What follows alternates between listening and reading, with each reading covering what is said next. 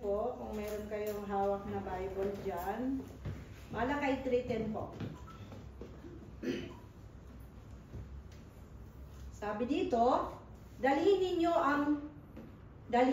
ang buong ikasampung bahagi sa kamalig upang, anong to kasi to itong verse na to, nanibago ko dito, itong version, upang magkaroon ng pagkain sa aking bahay. Ayan. At subukin ninyo ako ngayon. Sabi ng Lord, subukin ninyo ako ngayon. Sa bagay na ito, sabi ng Panginoon, nang may hukbo, kung hindi ko bubuksan sa inyo ang mga durungawan ng langit. Amen! At ihuhulog ko sa inyo ang isang pagpapala na walang sapat na silid sa kalalagyan. Malalim tong version na to, no? So, sabi dito, di ba? Yung kasing pagbibigay, kumbaga, kahit maliit yan, naalala niyo po yung babaeng balo na naghulog doon. Sabi ng Lord, ang dami doon, naghulog yung mga mayayaman. So, tiningnan ng Lord yung babaeng balo kasi yun na lang natitira sa kanya. Sabi niya, inihulog doon. Alam mo kung sino tiningnan ng Lord yung babaeng balo na hindi niya tiningnan yung maraming nagbibigay. So, hindi mahalaga sa atin kahit gaano kalaki yung ibigay mo sa Lord, yung buong puso.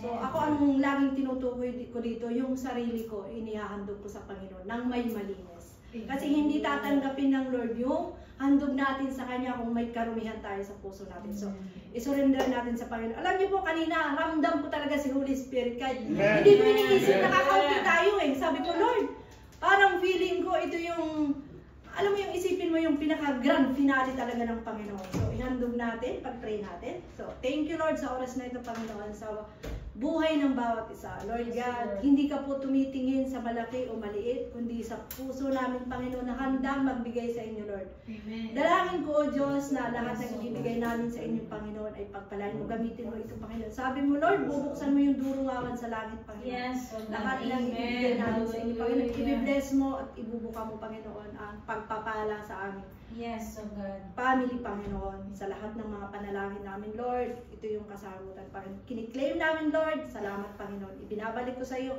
ang pinakamataas sa pagpuri at pagsamba sa pangalan ni Jesus. Jesus' name we pray. Amen. Amen. Amen. Amen. Kung nandyan yung blue na envelope, if you have prayer request, just write. Kung may prayer request po. May ballpen dito. Because every Tuesday may prayer meeting po tayo online. So, pwede nyo i-notes yun, ilagay doon sa Tapos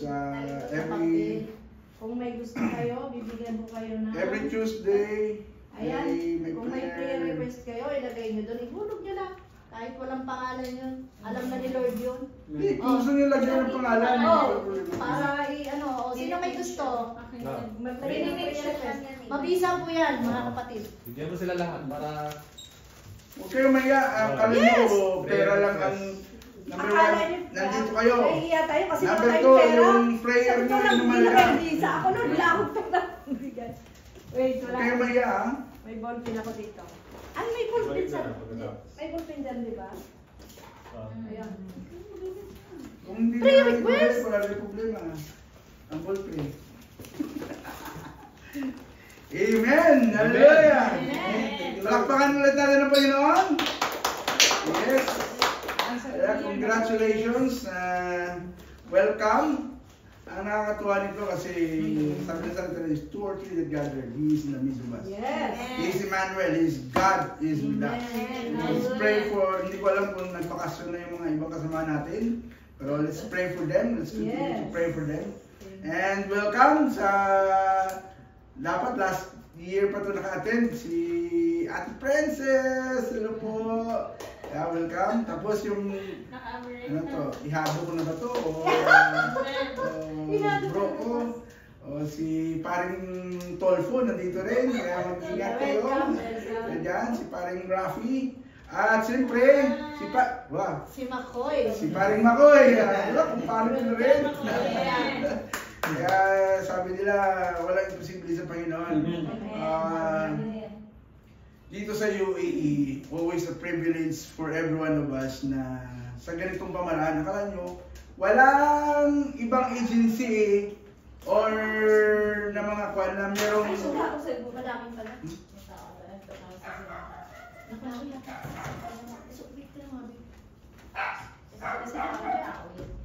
Silid mo dyan.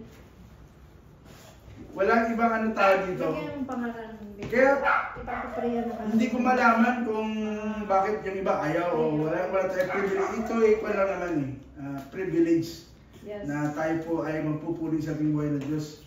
Hoping pagdating din ng, akalain mo pagdating din, number one po dito, we are not pertaining about religion. We are pertaining about relationship. Yes. Kaya kahit sa accommodation natin, we are all brother and sister, magkakapatid po tayo. So kayo na pong bahala kung may another, ano tawag dito, ambitious or ano man po yung intention. O basta maganda yung desire ng puso nyo, nakikita palagi ni Lord yan. At alam kong lahat tayo ay pagpapalain ng Panginoon. Amen? Amen. So, pangako ng Diyos every day, every morning, new blessing. Amen? Amen. Bawat araw yun, may new blessing tayong bibigay Yes. sa Panginoon. Amen. So, sa umagang ito, sino gusto muna magpapatutuo sa Lord? Huwag kayong maya. Libre lang. Oh, libre. Masarap. Papastor sa Pasarati. O sige na, ayaw nyo. Ako na lang. Kayo mahiya sa Panginoon. Lalo na libre ito. Yeah. Sige, good morning sa bawat isa. Good morning. Ako nga pala, ito mga hindi nakakilala sa akin. Kilala ka. Ako nga pala si Rafi. May sumbong kayo. Alam niyo na. Rafi na lang for sure.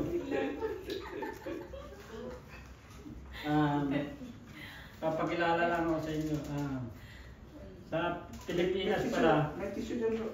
Ayan, ready mo na to. Papakilala lang ako sa inyo sa Boracay nga pala. Sa New Life Church ako. Doon ako dumadalo ng gawain. Doon na rin ako na-baptize. Amen. Since 2005 yata, hindi ako nagkakamali. Kaya hinihingi ko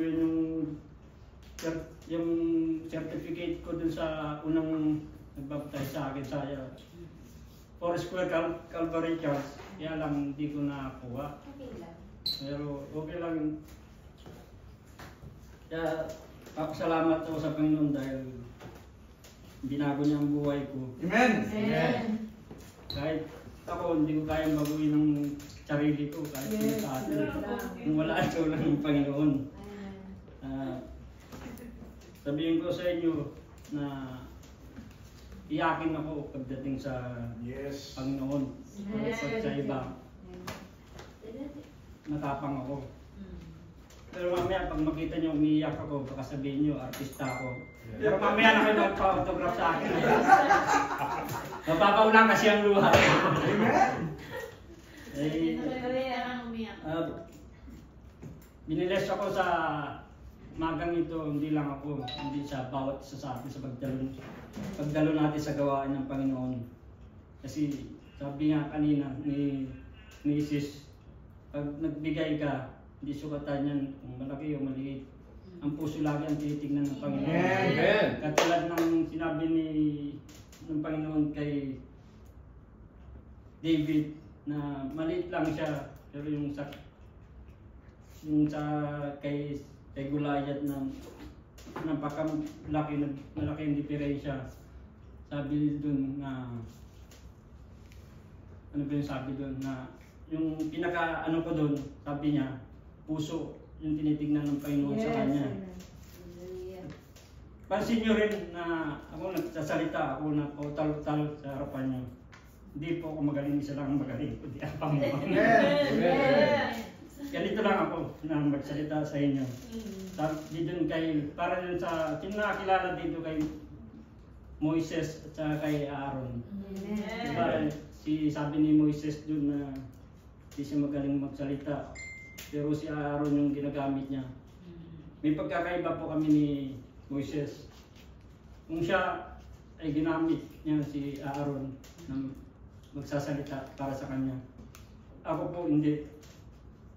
Mismo ako nang ginagamit ng Panginoon para magsalita sa harapan. Hallelujah. Mismo, hindi po ako yung magsasalita sa harapan niya. Hindi galing sa akin, kundi Holy Spirit. Siya yung magsasalita sa akin para sa inyo. Amen. May babasahin lang ako sa inyo. Ito isa sa narinig ko kanina. Sa Mateo 18:20, sapagkat kung saan dalawa ang nagkakatipon dahil sa akin, kasama nila ako. Amen. Amen. Amen. Sa dami natin dito, ano pa kaya na sabi dito, 2 o 3 nagkakatipon eh. Nandyan ang Panginoon. Kahit Yes. nandyan palagi siya para sa atin. Kahit ikaw lang mag-isa, kahit sa CR ka pumunta, pwede ka magpuri sa Yes, Panginoon. true. Nandyan palagi Amen, siya amen. para sa'yo.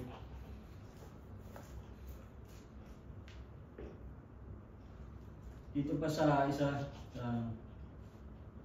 sa Hebrews 10:25, huwag natin pababayaan ang mga pagtitipon natin gaya ng nakagulian ng ilan. Sa halip, palakasin natin ang loob ng bawat isa, lalo na ngayon lalapit na ang muling araw. Amen. Amen. Amen. Totoo po ito sa mga, kung may Biblia po kayo, basahin po ninyo. Hindi ako nagsabi nito, mismo na nakalagay sa Biblia. Yes. Kasi kung di mo alam ang salita ng Panginoon, basta basahin mo lang kasi nandyan na lahat. Amen. Hindi sa akin, hindi sa kahit kanino man na magsasalita sa harapan ninyo. Kundi nandun na lahat sa Biblia, doon mo lang mahanap ang lahat-lahat. Walang kulang doon. Kahit sabihin ko man sa inyo, nasa inyo rin kung maniniwala kayo, hindi sasasabihin ko. Kaya basahin nyo lang ang salita ng Diyos, nandun na lahat. Kaya, nandito tayo sa gawain ito para magpalakasan tayo ng pananampalataya. Sabi nga dun sa salita niya, kung sino man ang mahina, ay dapat tulungan siya kung mahina siya sa pananampalataya, tulungan siya ng kapatid para mapalakas ang kanyang pananampalataya. Marami akong mga naranasan sa buhay ko.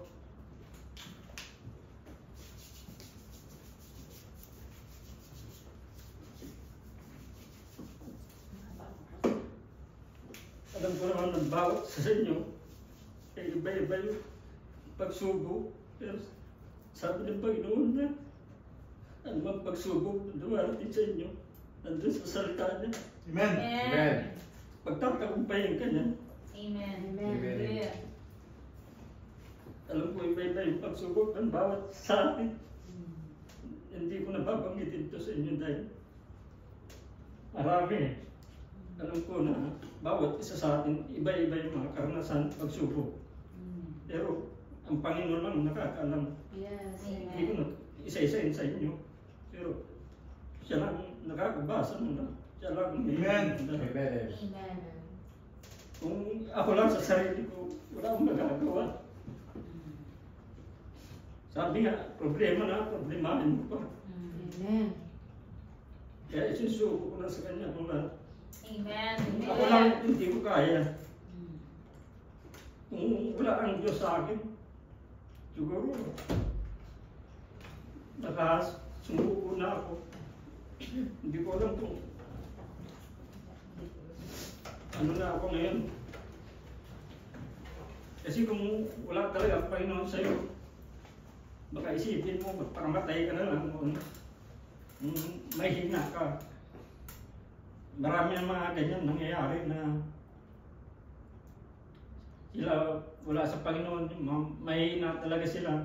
Hindi na nila kayang problema nila. Yung ginagawa nila, nagpapakamatay na lang. Kala nila yung mga kasagutan sa problema nila, hindi. Yun na yung malaking kasalanan yun para sa Panginoon. Kaya, purihin ng Panginoon na sa kanya Amen. kung natin na Yes. kailangan ni Jesus. Amen. Amen. Amen. Hallelujah. Diba? Sa bawat pagsubok, laging tandaan, kaagapay natin ng Diyos. Amen. He is called Emmanuel. God is with us. Yes. Ang promise ng Panginoon, He will never leave us nor forsake us. Yun yung kagandahan pag meron tayong salita ng Diyos na laging nagtutuwid sa landas natin. Kasi makikita mo ngayon sa mundo, kahit saan makikita mo, actually dito rin sa UAE, iniwan ng boyfriend, iniwan ng girlfriend, nagpakamatay. Diba? Marami po dito, kaya kung wala pa kayong boyfriend at walang girlfriend, hayaan nyo na. Huwag na kayo mag-boyfriend, no? Huwag na kayo mag-boyfriend. Pero kung meron man, ipanalangin nyo sa Panginoon. Yes. Kasi, kung alam ko kung sasabihin pa natin, maraming mga nangyayari sa paligid. Maraming, tayo may pamilya din sa Pilipinas, kung saan man tayo naman. Ang malaga doon na malinis yung puso natin, marangal yung ating nararamdaman, at walang imposible sa Panginoon. Amen. Akala lang natin minsan naliligaw lang tayo, pero hayaan natin yung salita ng Diyos. Kaya nga, naggagawa tayo ng ganito para at least na every Sunday, kahit papano. Salamat, nag-upisa na kayo dun sa Bible study nyo sa loob ng mga kawan. Yes. Hindi na ako sumali kasi para at least na open kayo. Baka na ang iba nahiya na sa sobrang sabihin nila, marites talaga ito si Kuya, marami alam. Namiss ka namin. Namiss ka namin, promise. So, pasalamat tayo sa Panginoon. Sino pa? Sino pa gusto mo pasalamat sa Panginoon? Oh. Ang gusto pa dyan. Gawin mo. Yung ka na dapat ko, yung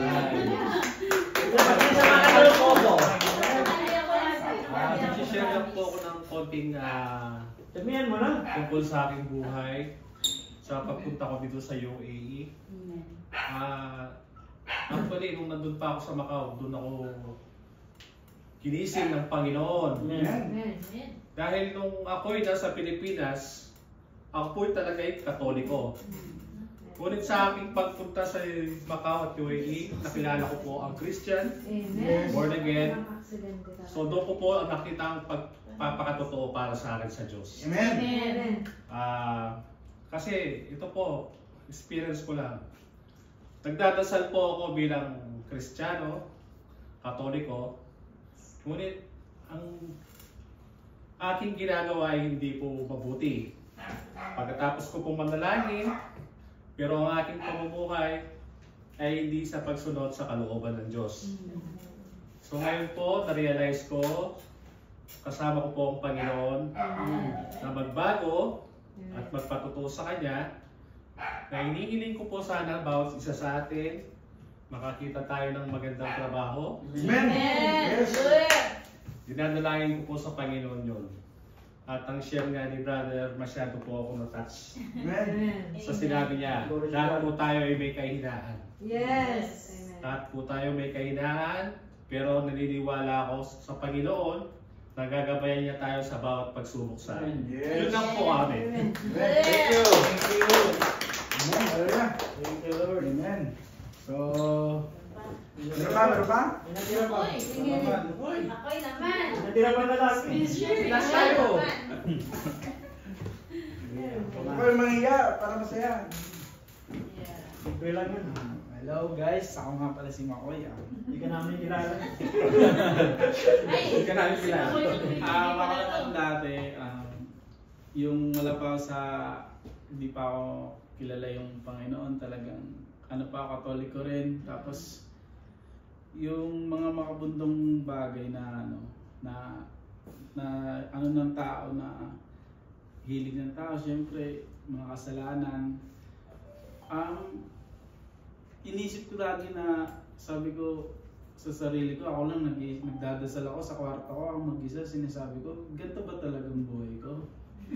Tapos inisip ko lagi na, Lord, ano mo ako, pakawalan mo ako sa ganito, ayoko ng ganito, parang ilayo mo ako sa ganito. Hanggang sa napunta ako ng Macau, nabaptis ako doon ng JIA, nakilala ko ang Christian. Amen. Kahit na anong kasi pagdadasal mo, kung hindi ka pa rin nabago talaga ng Panginoon, hindi ka nakilala. Grabe, ang galing ng Panginoong Diyos, grabe. Sobrang galing talaga. Nabago niya mga mundong ginagawa ko. Hanggang sa nandito ako, nagdadasal ako lagi na si Lord na ang bahala sa buhay ko. Amen. Siya na lahat ng gagawa ng paraan para sa buhay ko. At saka may plano siyang maganda para sa ating lahat. Yes! Yes! Yun lang. Amen. Thank you, Lord, lagi. Amen. God bless. Takpakan ulit natin ang Panginoon. Hallelujah. Saan man dako tayo ay walang imposible sa Panginoon. Actually, yung unang katawagan ko rin sa Middle East din eh. Yung lumaki po ako sa church, pero sabi ko nga, sila lang Lord, yung pastor. Ako dito lang ako. Pero pag tinawag ka ni Lord, walang imposible sa Panginoon. Amen? So, hindi na po natin patatagalin. At alam kong kanina pa kayo nasasabik at tayo po ay handang-handa na sa pakikinig ng salita ng Diyos. So, welcome po natin, Pastor Jay. Amen. Hallelujah. Amen.